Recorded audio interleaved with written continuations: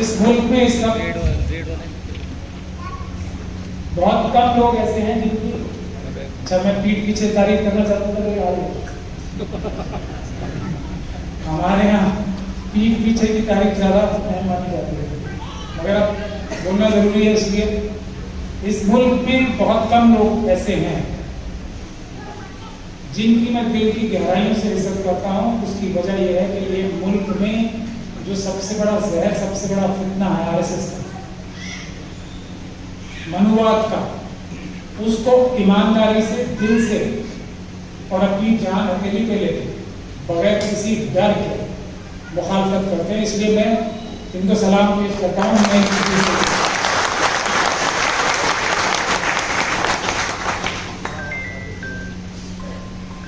مولانا فضل الرحیم مجددی صاحب شاید آ رہے ہیں یہاں پہ، ان کا ایڈوانس میں شکریہ ادا کرتا ہوں۔ لیکن بہت سارے لوگ یہ بولتے ہیں کہ آپ سب سے بات کرنے کو تیار ہو، RSS اور BJP سے بات کرنے کے لیے کیوں تیار نہیں؟ اس کی وجہ صرف یہی ہے کہ وہ ہمارے ملک کی ایگزسٹنس کو ختم کر دیں۔ بابا صاحب ڈاکٹر بھیم راؤ امبیڈکر نے اپنی مٹھی بھر ساتھیوں سے کے ساتھ مل کر جو سموِدھان اور آئین بنایا تھا، جس میں مسلمانوں کی ایک بہت بڑی اہم بھومکا ہے، کیونکہ وہ کانسٹیٹیوئنٹ اسمبلی میں جاتے ہی نہیں اگر مسلمان ان کو نہیں بھیجتے، اپنی ایک سیٹ دے کر، اپنی ایک سیٹ پرماننٹلی وقف کر کے، اور میں وقف کی ٹاپک پر بھی آؤں گا، بابا صاحب ڈاکٹر بھیم راؤ امبیڈکر کے لیے اپنی ایک سیٹ وقف کر کے ہم نے اس سموِدھان کو اس طرح بنانے میں بہت بڑی اہم بھومکا ادا کی۔ باوجود اس کے کہ اس وقت مسلمان سب سے بڑی سازش کا، جو پچھلے کئی سو سالوں میں ہوئی، اس ملک کی تقسیم کی سب سے بڑی سازش جو کہ مسلمانوں کے اور بھارت کے خلاف تھی، اس کا شکار تھے۔ اس کے باوجود بھی ہم نے بابا صاحب ڈاکٹر بھیم راؤ امبیڈکر کو کانسٹیٹیوئنٹ اسمبلی میں بھیجا۔ اس وقت کے ہمارے اتنے دانشمند لوگ تھے، آج نہیں ہے، یہ بہت دکھ کی بات۔ اس سے پہلے کہ میں اپنا بیان آپ کے سامنے رکھوں، ہاں اس سے پہلے میں یہ بھول گیا کہ ان لوگوں نے بھی بہت محنت کر کے محفل سجائی ہے آج، اور میں اللہ تعالیٰ سے دعا کرتا ہوں کہ اس کا کوئی نہ کوئی ہم کسی ایک مضبوط راستے کو نردھارت کرنے میں کامیاب ہے۔ آج کی اس محفل سے، اس مجلس سے ایسی میں دعا بھی کرتا ہوں پہلے سے اللہ تعالیٰ سے۔ تو جلیل شیخ صاحب، ایڈوکیٹ رسول چٹانی صاحب، ضمیر مومن صاحب، صابر بھائی سید صاحب، نذیر بھائی، حافظ صدام صاحب اور جی کے مستری صاحب کا بھی میں تہہ دل سے شکریہ ادا کرتا ہوں۔ میں آپ لوگوں سے یہ پوچھنا چاہتا ہوں، اسی حساب سے میں اپنی تقریر پیش کروں گا آپ لوگوں کے سامنے۔ آپ لوگ مجھ سے پہلے بھی اور اس سے پہلے بھی سوشل میڈیا کے ذریعے اور دوسرے ذریعے سے اس وقت ایکٹ کی جو ابھی امینڈمنٹ بل آ رہا ہے یا لانے کی کوشش کی جا رہی ہے، ناپاک کوشش کی جا رہی ہے، اس کے بارے میں بہت تفصیل سے سن چکے ہو سب لوگوں سے۔ کیا آپ یہ چاہتے ہو کہ میں ان تفصیلوں کو دوبارہ آپ کے سامنے دہراؤں، یا میں اپنی تقریر اس لائن پہ کروں، یا آپ یہ چاہتے ہو کہ اس سب سے نجات پانے کا کیا راستہ ہے، اس کے لیے میں اپنی تقریر کروں؟ میں آپ سے پہلے اس بارے میں صلاح چاہتا ہوں۔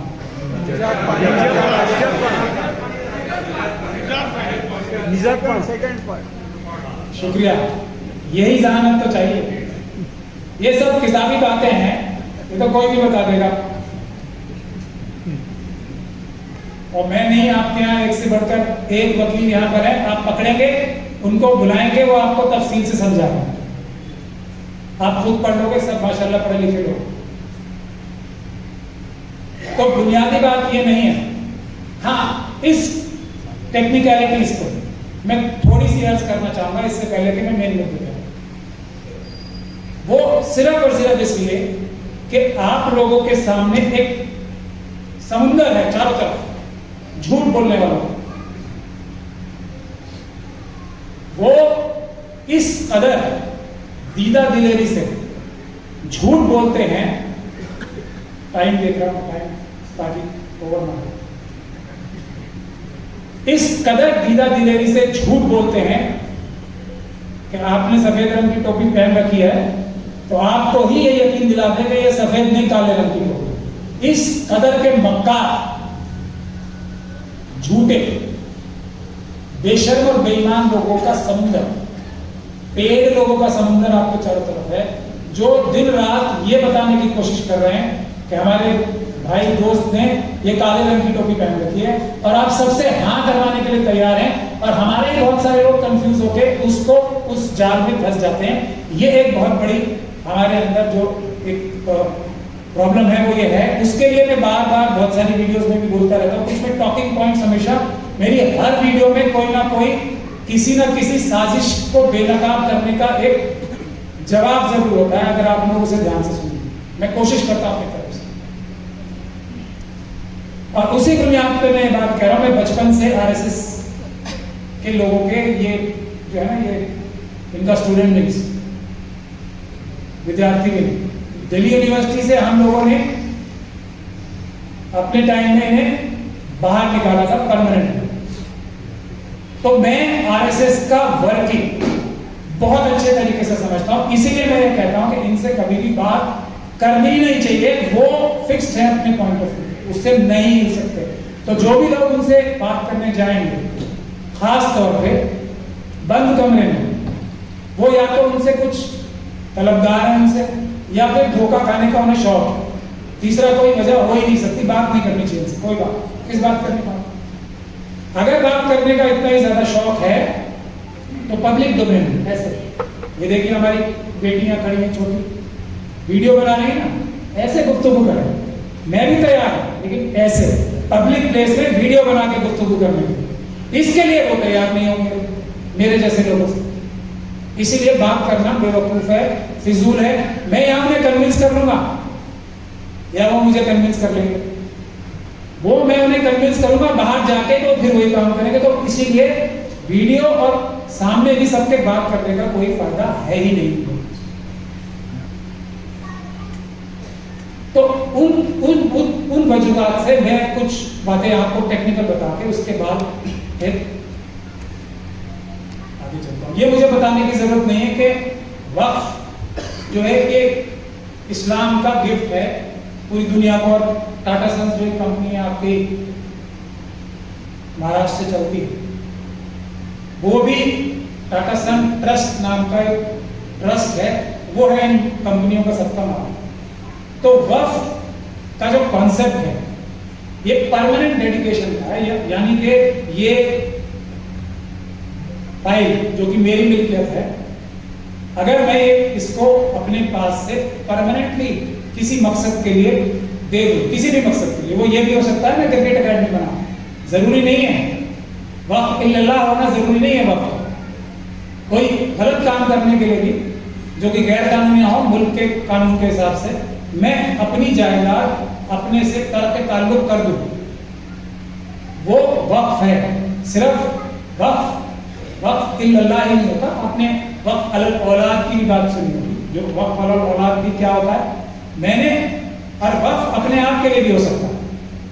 जैसे मैं अपनी प्रॉपर्टी इसलिए वक्फ कर दूं कि मेरी रख रखाव के लिए, मेरी गाड़ी घोड़ा रहने सहने का इंतजाम मेरी हयात तक ये प्रॉपर्टीज करेंगी, ये भी वक्फ है, मेरे ही काम आएंगे। लेकिन अब जो ये मैंने दे दी, अब मैं ये नहीं कर सकता कि ये मेरी रख रखाव के अलावा किसी और काम में मैं इसको दे दूं, क्योंकि इसकी ताकत ही मेरे पास से चली गई है। ये है वक्फ का कॉन्सेप्ट। परंतु मी बघतोय मगापासून सगळे महाराष्ट्रातले लोक आहेत, आमचे बांधव आहेत, आणि कोणालाही मराठीचं आवडत.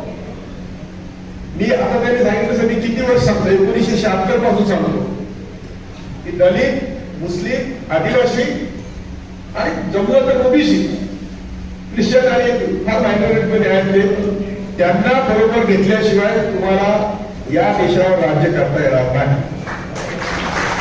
आणि ते इतकं सोपं आहे, ते इतकं सोपं आहे की फक्त तुम्हाला त्यांची भाषा बोलून त्यांच्या बरोबर सकाळ संध्याकाळ भेटलं पाहिजे, तुमचा आमचा सूर्यप्रकाश एक आहे, पाणी एक आहे, हवा एक आहे, तुमच्या आमचे फरक आहे. वर्णव्यवस्थेच्या चौकटी बाहेरचे सगळे लोक आम्ही जमा केले पाहिजे. आणि वर्णव्यवस्था काय, हिंदू धर्म काय, हा 1900 सालापर्यंत हे जेव्हा काँग्रेसची स्थापना झाली त्याच्यानंतर काही वर्ष या देशात हिंदू धर्म नव्हता, फक्त ब्राह्मण धर्म. ब्राह्मणांनी ओळखलं की आता काँग्रेसची स्थापना झालेली आहे, कधी ना कधी देश स्वतंत्र होईल. आणि स्वतंत्र झाला त्या वर्णव्यवस्थेमध्ये ज्यांना आम्ही पायदळी तुडवलं ते आमच्यावर कशी येतील. आणि म्हणून टिळकांची याच पुण्यात टिळक, सावरकर, गोरवलकर कोण असतील ते विषारी जो विचारांचे लोक आहेत, त्यांनी मिटिंग घेतली आणि त्यांना सांगत होते की आजपासून आमचा ब्राह्मणी धर्म आम्ही सोडलेला आहे आणि आम्ही हिंदू धर्मात आहोत. आपण सगळे कोण आहोत. वर्णव्यवस्थेने ज्यांना पायदळी तुडवलं ते सगळे. म्हणून विवेकानंद म्हणत होते की इस्लाम आल्यामुळे आम्हाला देशात समता कळली. संविधानामध्ये जो समता शब्द आहे तो गौतम बुद्धाच्या वेळेपासून जरी वापरत असला तरी इस्लाम आल्यानंतर तो चांगला कळला. मी खूप आपल्या सगळ्या नेत्यांना, देशभरच्या नेत्यांना ओळखतो. मी देशभर गेलेलो आहे आणि माझ्यावर देशभर घडले आहे. आता ज्या 80ची आणि 70ची आम्ही भाषा करतो, हे करतात मी करतो, त्या 70च्या आणि 80च्या भाषेमध्ये जर सगळा हा समाज एकत्र आला आणि सगळ्यांनी फक्त सुसू केली तरी देश रागावतो. येत नाही, येत नाही. आणि मग मला काय म्हणतात की साहेब तुम्ही जरा विचारायला फार पुढे आहात, आम्हाला थोडं तुमच्यावर येऊ द्या ना. म्हणजे मी सांगितलेलं त्यांना पटत की जोपर्यंत तुम्ही तुमच्यातली जातीयता संपत नाही, जोपर्यंत तुम्ही पसंतदा मुस्लिम कोण असतील बाकीचे ग्रुप त्यांना बरोबर घेत नाही, त्याला एकी कशी म्हणा. पुन्हा सांगतो मी फक्त काही मुद्दे देणार आहे. जो नेता फार मालामाल आहे, मालदार आहे, तो तुमचं नेतृत्व करू शकत नाही. कारण त्याला भीती आहे की त्याची संपत्ती जाईल. काही करा तुम्ही अभ्यास करा. आमच्यासारखे फाटके ईडी आली तर नापास पाहिजे घेऊन वेडे होऊन घरी परत जाईल असे लोक पाहिजे. मोहम्मद प्रचार कसं लढतात तसेच त्यांच्या घरावर रेड आली, सगळं झालं. मला पण NIA लोक येतात स्टेटमेंट घ्यायला, आलो म्हणतात. मी म्हणलं लिहा मोदी शाह कोणी आहे या स्टेटमेंट. कारण मी वयाच्या 47व्या वर्षी जेव्हा त्यांनी रामायण महाभारत दाखवायला सुरुवात केली तेव्हा मी म्हटलं की हे वर्णव्यवस्था परत येण्याचे चिन्ह आहे आणि वर्णव्यवस्था थांबवण्याचं काम आपल्यासारखेच लोक करतील. आणि म्हणून मी न्यायमूर्तीपदाचा राजीनामा दिला आणि पत्रकार परिषद घेतली. त्यावेळेची सगळ्यांना माहिती आहे की मी फुले शाहू आंबेडकरांचं काम, गाडगे बाबा आमचे एक संत होते त्यांच्या पद्धतीने मी करणार आहे. मी कोणाचा पैसा घेणार नाही, मी कोणाला पैसा देणार नाही आणि मी कोणाचीही लाचारी करणार नाही. त्यावेळेस मी म्हटलं होतं की मी पोलिसला मिळणार नाही, मी जेलला मिळणार नाही, मी मरणाला मिळणार नाही. आता हे झाले माझी स्थिती. परंतु मी त्याप्रमाणे आजपर्यंत वागलेलं आहे. मोदी शहाला आमच्या गुरूंनी जस्टिस सावंत आणि जस्टिस कृष्णा अय्यर 30 कमिशन होतं आयोग, त्यात त्यांनी पुरावे गोळा करून असं म्हटलेलं आहे की मोदी शहाना मास मर्डर मध्ये प्रॉसिक्यूट केलं पाहिजे. मास मर्डर, सामूहिक खून, त्याच्यामध्ये यांना प्रॉसिक्यूट केलं पाहिजे. आणि ते त्यांच्या जीवनात कधीही कुठल्याही संविधानिक पदावर बसवता कामा नाही. हे 2 रिकमेंडेशन मोदीच्या विरुद्ध जस्टिस सावंत जागतिक कीर्तीच्या जजेसनी केलं होतं. त्यांच्यावर तोडीचे जज झालेले आहे. आणि असं असताना आताच ते बोलत होते काँग्रेसचेच एक माणूस ज्याची आता सगळी काँग्रेस होती तो मोदीला वाचवण्यात बंद होता, अहमद पटेल. तेव्हा जसं यांनी सांगितलं आता की वक्फ बोर्डाचा मजबूत वक्फ कायदा करायचा, ते मुसलमानांना पण नको आणि बाकीच्या नकोच आहे साध्या लोकांना. नाही तर वक्फ बोर्डाचा कायदा करायचा त्यांच्या आधी, त्यांची हिंमत कशी होते. त्यांनी लिंचिंग केलं, तुम्ही गप्प बसलात. त्यांनी तुमच्यावर खोटे केसेस भरले, तुम्ही गप्प बसलात. त्यांनी तुमच्या घरावर बुलडोजर टाकले, तुम्ही गप्प बसलात. आणि जर सगळे मुसलमान एकाच, हेच बोललो, त्याच्यात राजावर दिल्लीला घडला, यांच्यावर माझ्या दोघांना होत्या. मी आझाद मैदानात बोललो होतो की तुम्ही तुमच्या ते जातीभेद सोडा, तुम्ही सगळ्या मुसलमानांना बरोबर घ्या आणि बघा सगळ्यांनी एकत्र सुसू केली तरी सुद्धा आम्ही. आणि कशा अहिंसेच्या मागे आहे. आमच्या हातात तलवार नको, लाठी नको, काठी नको. अहिंसा आणि सत्य हे आमच्या देशाचं ब्रीद आहे. हे आमच्या देशाचं ब्रीद आहे. हे काही कोणी परक्याने दिलेलं नाही, आमच्या देशाचं ब्रीद आहे. महात्मा भीती वाटते. महात्मा गांधींचा, बाबासाहेबांच्या संविधानात तरतूद आहे की अहिंसेच्या मार्गाने केलेले आंदोलन करण्याचा आम्हाला अधिकार आहे. ते आंदोलन जरा अडचण काय. आणि ज्यांच्याकडे असं वाटतंय की ज्यांना वाटतं की आम्ही जर भांडलो तर आमची संपत्ती जाईल, त्यांना साष्टांग नमस्कार करून सांगा तुम्ही घरात बसा, आमचं नेतृत्व करू नका. आम्हाला जे रस्त्यावर लढणारे लोक आहेत त्या लोकांबरोबर जाऊ.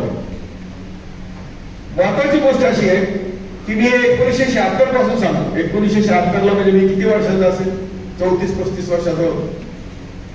की त्यामुळे त्यावेळेपासून आंबेडकर वाल्यांबरोबरची नाळ जमलेली होती. आणि मी सांगत होतो की आमच्या सगळ्या दुःखाचं मूळ म्हणजे सर्व भारतीय, मुसलमान असतील, बाकी सगळे कोणी असतील, सगळ्या दुःखाचं मूळ ब्राह्मणवादी RSSच्या विचारसरणीत आहे. ते काय म्हणतात की आम्ही देशाचे मालक आहोत आणि तुम्ही सगळे 2 वेळच्या जेवणाचे अधिकारी आहात, म्हणून तुम्हाला मग जमीन कशाला पाहिजे, तुम्हाला शिक्षण कशाला पाहिजे. माझा एक अनाथ आश्रम आहे, मी त्या 100 मुलं तिथे शिकवतो, KG to PG मोफत शिकवतो. तिथे मुद्दाम आजूबाजूच्या मी मदरशाची मुलं आहेत. आणि थोडं मराठी समजून घ्या, कारण मला यांना मराठी बोलायला हे जोपर्यंत तुम्ही मराठी बोलणार नाही, तुमच्यावर मराठी बोलणारे लोक कशी आहे. आता मला काही माझ्या मित्रांनी सूचना केल्या की मराठीतच बोला, काय व्हायचं ते होईल. नाही आवडला, नाही आवडला. आता आवडला, आवडीचं नाही तिथं प्रश्न नाही, कारण आम्ही तुम्हाला काहीच मागत नाही. आवडीच्या निवडीचा प्रश्न कधी येणार. तुम्ही आमच्या रागवाल्याची भीती कधी पाहिजे. माझा काही स्वार्थ असेल तर भीती. त्यामुळे तेव्हापासून मी सांगतो की आमच्या सगळ्या दुःखाचं मूळ RSS आहे. आणि RSSचा खात्मा आणि संविधान आमच्या हातात, त्या 2 गोष्टी केल्याशिवाय आम्ही काही करू शकतो. हजरात जो स्टेज पर तशरीफ फरमाए हैं और मौजूद सामीन, अस्सलाम वालेकुम वरहमतुल्लाहि वबरकातुहू। जैसे कि आप सब जानते हैं, आज का ये एहतजाजी जलसा आप सब लोगों की तरफ से वक्फ बिल जो 7 अगस्त 2024 को पार्लियामेंट में पेश किया गया है, उसके मुताबिक उसके खिलाफ एहतजाज के तौर पर बुलाया गया है। और हम ये भी अच्छी तरह जानते हैं कि हमें इस बिल को किस तरह से रिजेक्ट करने के लिए कोशिशें करनी चाहिए। लेकिन इससे पहले कि मैं आगे बढ़ूं, चंद बातें मेरी तरफ आपकी तवज्जो मौजूद कराना चाहूंगी कि हम पहले इस बात को, यहाँ मेरी बहनें भी बैठी हुई हैं और कुछ लोग होंगे जो औकाफ का वर्ड तो सुनते आए हैं जमाने से, लेकिन उस पर गौर करने का हमको मौका कम मिला होगा। तो सबसे पहले तो मैं आपको ये बताऊंगी कि वक्फ कहते किसको नहीं। आपको मालूम है कि इस्लाम में सदका और खैरात की बड़ी अहमियत है। बहुत जगह जगह कुरान मजीद में सदका और खैरात की आयतें, लन तनालुल बिर्रा हत्ता तुनफिकू मिम्मा तुहिब्बून व यसअलूनका माज़ा युनफिकून, पूछते हैं क्या खर्च करें, कुल इल्लाह, को कह दो कि जो कुछ बच जाए वो अल्लाह की राह में खर्च कर दो, और तुम नेकी को नहीं पहुंच सकते यहाँ तक कि तुम अपनी पसंदीदा और महबूब चीजें अल्लाह की राह में खर्च न करो। ये तरकीबात थी, ये तालीमात थी इस्लाम की, जिसकी वजह से मुसलमानों ने अव्वल दौर से ही लेकर सदका और खैरात करना शुरू कर दिया था। लेकिन सदका और खैरात और वक्त में मुसलमान आज भी सदका और खैरात करते चले आ रहे हैं। लेकिन एक वक्त एक ऐसा सदका है कि जिसमें असल चीज, एक्चुअल कैपिटल जो होता है वो बाकी रहता है, और उसका जो प्रॉफिट होता है उसको पब्लिक के फायदे के लिए इस्तेमाल किया जाता है, अल्लाह के दीन की सरबलंदी के लिए इस्तेमाल किया जाता है। जैसे बाग तो बाकी रहे और फलों को बेच करके सबका कर दिया जाए, जमीन तो बाकी रहे लेकिन जमीन के ऊपर स्कूल, यतीम खाना, मदरसा, मस्जिद, हॉस्पिटल, सराय जैसी चीजें कायम की जाती हैं। सदके में जो कुछ दिया जाता है वो खत्म हो जाता है, लेकिन वक्त में जिस पर्पस के लिए जो चीज दी जाती है वो ता कयामत वक्त रहती है। इसलिए हम कहते हैं कि वंस वक्त इज ऑलवेज अ वक्त। एक बार जो चीज वक्त कर दी गई वो ता कयामत जो है वक्त रहती है। वक्त का फायदा सदियों तक उठाया जा सकता है। और सबसे पहला वक्त जैसे कि हम जानते हैं कि यहूदी ने किया था, नबी अकरम सल्लल्लाहु अलैहि वसल्लम के साथ जंग में मिलकर लड़ा, मुसलमानों के साथ मिलकर लड़ा, अंदर से वो ईमान कबूल कर चुका था। उसने कहा जब मैं मरूं तो मेरे 7 बाग जो हैं वो अल्लाह की राह में खर्च कर दिए जाएं। वो 7 बाग अल्लाह के रसूल सल्लल्लाहु अलैहि वसल्लम ने लिए और उसको वक्फ कर दिया अल्लाह की राह में। हज़रत उमर ने वक्फ किया, हज़रत उस्मान गनी रज़ियल्लाहु तआला अन्हु ने वक्फ किया, हज़रत अबू दादा और उम्मे दादा ने मिलकर के वक्फ किया बागात। और जो भी हज़रत उस्मान ने खासतौर से एक कुआं था जिसके अंदर पानी, मुसलमानों को पानी की जरूरत थी तो उन्होंने कुएं को वक्फ कर दिया। वो कुआं आया थी बाकी रहा, उसके पानी से लोग फायदा उठाते रहे। एक बात अच्छी तरह से समझ लीजिए कि यही वक्फ की डेफिनेशन है कि असल चीज बाकी रहे और उसकी आमदनी सदका करते चले जाएं। अल्लाह के लिए जो चीज वक्फ की जाती है वो न बेची जा सकती है, वो न बेची जा सकती है, न किसी को तोहफे में दी जा सकती है, न किसी औलाद को विरासत में भी नहीं दी जा सकती। तीनों बातें याद रखिए, न बेची जा सकती है, न उसको गिफ्ट किया जा सकता है, न उसको औलाद की विरासत में यानी बाप से बेटे को जो जायदाद मिलती है वक्त की भी जायदाद नहीं मिल सकती, बेटे को भी नहीं मिल सकती। ये सदका होता है गरीबों के लिए, मिस्किनों के लिए, जरूरतमंदों के लिए, मुसाफिरों के लिए। लेकिन इस वक्त की देखभाल के लिए एक मुतवल्ली सिर्फ कस्टोडियन मुकर्रर किया जाता है जो सिर्फ ख्याल रखता है, वक्त का मालिक नहीं होता। वक्त का मालिक अल्लाह ताला होता है। मदीना में आज भी वो होटल मौजूद है जो हज़रत उस्मान रज़ियल्लाहु तआला अन्हु की वक्फ की भी जमीन पर तामीर किया गया है। हज़रत अली ने जो वक्फ किया था उस पर हज़रत अमीर मुआविया ने उसको खरीदने की कोशिश की थी उस बाग को, लेकिन ये कि हज़रत इमाम हुसैन ने उसको बेचने से इनकार कर दिया।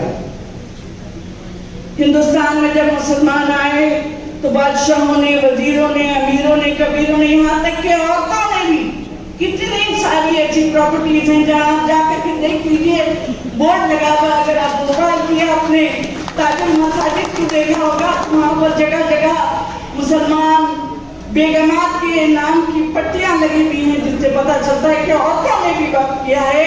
यहाँ ये मुसलमान औरतें इसलिए मौजूद हैं कि उनकी पुरखों में औरतों ने भी वक्फ किया है। आज भी फौज और रेलवे के बाद सबसे बड़ी प्रॉपर्टी जो है वो वक्त की है, जिस पर सरकार की बुरी नजर है और उसे हड़पने के लिए ही वक्त बिल लाया गया है। अंग्रेजों ने जब बादशाहों की जमीनें, बादशाह चले गए, मुसलमान बादशाहों के हाथ से जब हुकूमत छीन गई और अंग्रेज आ गए तो अंग्रेजों ने बादशाहों की जमीनों पर तो कब्जा किया, वक्त पे भी कब्जा करने की कोशिश की। लेकिन आजादी से पहले भी मुसलमान अपने वक्त की जमीनों के लिए लड़े, यहाँ तक कि 1923 में वक्त का कानून बनाया गया ताकि वक्त की बड़ी बड़ी जायदादों की हिफाजत की जा सके इस्लामी कानून के मुताबिक। एक बात याद रखिए, ये बात मुझसे पहले मुकर्रिर ने भी बयान की कि मुतवल्ली यानी उसका केयर टेकर, उसका कस्टोडियन जो है मुसलमानों के पुरखों की दी हुई चीज है, किसी सरकार के, किसी अम्बानी अडानी की अयाची के लिए दी हुई जमीन नहीं। ये हमारे पुरखों की दी हुई जायदाद है और उसकी प्रॉपर्टी, उस प्रॉपर्टी की रखवाली करना, उसकी केयर टेकिंग करना हम अच्छी तरह से जानते हैं और हम नहीं चाहते कि इस मामले में कोई हस्तक्षेप करे। हिंदुस्तान की आज़ादी के बाद मुल्क का बंटवारा हुआ, बहुत से मुसलमान पाकिस्तान और बांग्लादेश चले गए तो उन्होंने भी अपनी बहुत सारी प्रॉपर्टीज अल्लाह की राह में वक्फ की। उनकी हिफाजत के लिए 1995 में वक्फ एक्ट बनाया गया। मुसलमानों की डिमांड पर यह एक्ट बना था। मुसलमानों की कोशिशों के नतीजे में इस कानून में 2005 में, 2010 में और उसके बाद 2013 में चेंजेस किए गए ताकि वक्त की प्रॉपर्टीज को बचाया जा सके, उसकी हिफाजत की जा सके। ये सब कुछ मुसलमानों की कोशिशों से हुआ, ये सब कुछ मुसलमानों की कोशिशों से all India Muslim personal vote के जरिए से हुआ। और अल्लाह गरीब रहमत करे हमारे साबिक सेक्रेटरी मौलाना वली रहमानी को, जिनकी मौजूदगी में ये काम हुआ था और वक्त की प्रॉपर्टीज को बहुत मजबूत और प्रोटेक्ट करके बता दिया गया था। एक बात याद रखिए कि अगर ये वक्त बिल आ जाता है तो वक्त की डेफिनेशन चेंज हो जाएगी, उसका एडमिनिस्ट्रेशन चेंज हो जाएगा, उसका जुरिस्डिक्शन चेंज हो जाएगा, सब कुछ खत्म कर दिया जाएगा। बहाना ये बनाया जा रहा है कि सचर कमेटी ने वक्फ एक्ट को इम्प्रूव करने का मशवरा दिया है, लेकिन ये वक्फ जायदादों की लोग नाजायज फायदा उठाने के लिए जो है इसको बहाना बना रहे हैं।